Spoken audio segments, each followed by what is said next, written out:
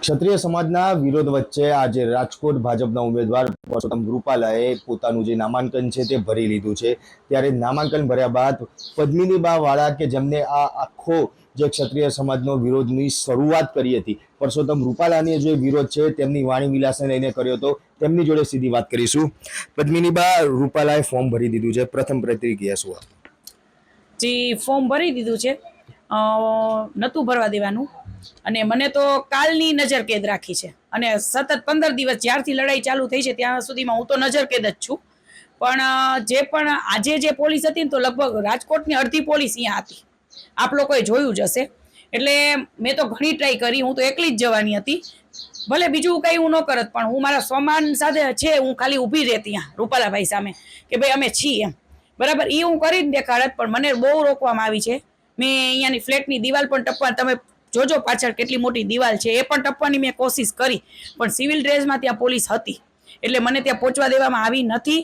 અને હવે સમાજની લડાઈ છે, તો સમાજ મને એમ કહેશે પદ્મિનીબા આમ કરવું છે, તો હું સમાજ સાથે હંમેશા છું અને રહીશ। પદ્મિનીબા, કહેવાય છે કે જ્યારે ફોર્મ ભરવાની વાત હતી તો ક્ષત્રાણીઓ જે બહાર આવી હતી એને કહેતા હતા કે અમે લોકો 100 થી 200 જેટલા 250 જેટલા ફોર્મ છે તે રૂપાલાની સામે ભરીશું। કેટલા ફોર્મ ભરાયા છે અત્યાર સુધીમાં? અત્યાર સુધીમાં તો મને ખ્યાલ છે તો 76 ફોર્મનો આંકડો આવ્યો છે, પછી તો ખબર નથી, પણ આજની તારીખમાં 300 ઉપર ફોર્મ ભરાવાના હતા અને ભરાઈ જવા જોઈએ। તો એ પણ સંકલન સમિતિની જવાબદારી હતી, અહીંયા અમને તો કંઈ જણાવ્યું જ નથી। અમે આટલા ટાઈમથી 15 દિવસથી અમારા જે હું એક નથી, મારી પાછળ અહીંયા 500 બહેનો છે, આપ જોતા જશો ક્ષત્રિય સમાજની વાડીએ, તો કોઈને આ બધું કંઈ અમને જાણ જ નથી કે શું કરવાનું છે શું નથી। અમે જ કરી તો આ સાથે રહીને કરવાનું છે, અને મેઇન પોઈન્ટ રાજકોટનો છે, તો અમને બધી જાણ હોવી જોઈએ। તો મને એમ હતું કે ભાઈ ટીવીમાં 276 નો આંકડો હતો, તો મને એમ હતું ના ભરાઈ જશે, પ્રોબ્લેમ નથી, પણ આમાં તો 76 થી 80 ફોર્મ જ ભરાણા છે, તો હવે શું કરવાનું? ગઈકાલે મુખ્યમંત્રી CR પાટીલને હર્ષ સંઘવી સાથે મોડી રાતે બેઠક કરી, કોર કમિટીના 22 સભ્યો ત્યાં હાજર હતા। સંકલન સમિતિમાં તમે છો કે નહીં, અને તમે ત્યાં કેમ નતા ગયા? સંકલન સમિતિમાં અમે તો અત્યારે સાથે જ છીએ, પણ હવે હું સંકલન સમિતિ સાથે પછી નહીં રહું। મારું માન છે અને સ્વમાન મને વાલું છે। આ તો એક રૂપાલાભાઈનું જ્યાં સુધી કામકાજ છે ત્યાં સુધી અમારે બધાને સાથે રહીને કરવું પડે એમ છે। બાકી સંકલન સમિતિ મને હવે કહેશે, પહેલા પણ કીધું, પણ હવે એ મને કદાચ કહેશે ને કે પદ્મિનીબા તમે અમારી સાથે રહ્યો, તો ત્યાં સુધી હું રહીશ જ્યાં સુધી રૂપાલાભાઈની લડત દેવી છે। બાકી હું સંકલન સમિતિ સાથે જોડાવા નથી માંગતી, મારો પાવર હું કોઈને આપવા નથી માંગતી, એટલે જે પણ મારું ગ્રુપ છે એની સાથે હું આગળની લડાઈ આપીશ, પણ રૂપાલાભાઈની જે લડાઈ છે એ અમે બધા સાથે રહીને કરશું।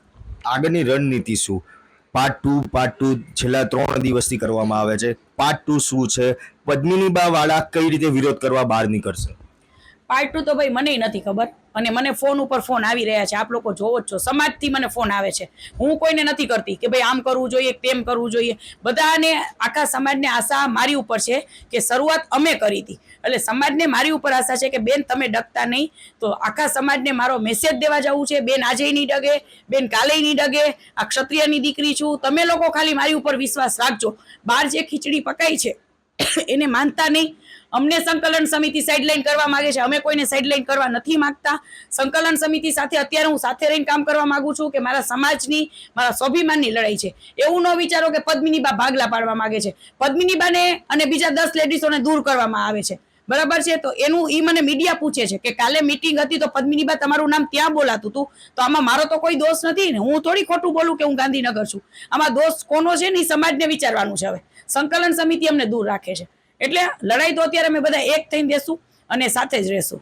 ફોર્મ તો રૂપાલાનું ભરાઈ ગયું છે, પ્રચાર હવે કરવા બહાર નીકળશે, પદ્મિનીબા વાળા તેના પ્રચારમાં કઈ રીતે વિરોધ કરવા બહાર નીકળશે?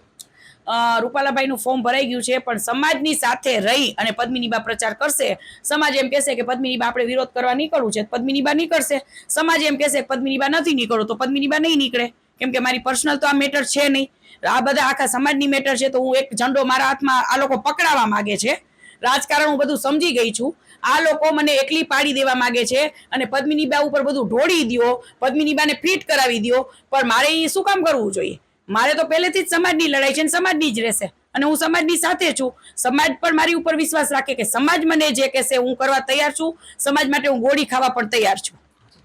આગામી સમયમાં અમિત શાહ રાજકોટ આવી રહ્યા છે, 22 તારીખે નરેન્દ્ર મોદી બી આવી રહ્યા છે। જો સંકલન સમિતિ તેમની સાથે બેઠક કરીને સમાધાનની ફોર્મ્યુલા અપનાવશે તો પદ્મિની બાને તે ફોર્મ્યુલા સ્વીકારશે કે નહીં સ્વીકારે?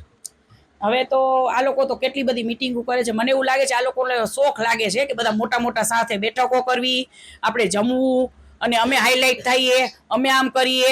બરાબર, મને તો હવે અત્યારે એવું દેખાઈ રહ્યું છે. મિટિંગો આટલી કરી, મિટિંગોનું કોઈ સજેશન છે નહીં. આપ લોકો પણ જોવો છો અત્યાર સુધીમાં 2 થી 3 મિટિંગો સંકલન સમિતિ વાળાએ કરી લીધી છે.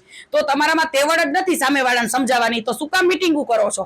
તમે ફોનમાં પહેલા જાણો તો ખરા કે ભાઈ રૂપાલાભાઈની ટિકિટ રદ હોય તો અમે બેઠક કરવા માંગી છીએ. તો તમે શું અહીંયા સારા થવા જાઓ છો?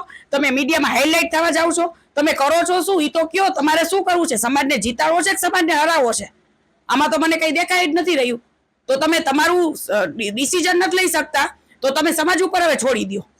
પણ જો નરેન્દ્ર મોદી સાથે જો મીટિંગ હશે રાજકોટ આવવાના છે જી. ત્યારે જો એ વખતે સંકલન સમિતિ સમાધાન ફોર્મ્યુલા અપનાવશે તો તમે સ્વીકારશો એ ફોર્મ્યુલા? સમાજ સ્વીકારશે તો હું સ્વીકારીશ, સમાજ નહીં સ્વીકારે તો હું નહીં સ્વીકારું. પદ્મિનીબા વાળા જે ઓરિજિનલ શટરાણીના રૂપમાં પરસોત્તમ રૂપાલાનો વિરોધ કરવા માટે બહાર નીકળશે? હું એકલી તો નહીં જ નીકળું, કેમ કે આ સમાજની લડાઈ છે, મારી પોતાની એકની લડાઈ નથી. સમાજ એમ કહેશે કે પદ્મિનીબા આપણે પૂરેપૂરી લડત આપી છે તો પદ્મિનીબા સમાજ માટે થઈ પોતાનો જીવ પણ આપી દેશે. અને સમાજ જો સંકલન સમિતિ સાથે સમર્થ હશે કે સમાધાન કરી લેવું છે તો સમાધાન કરી લેશું.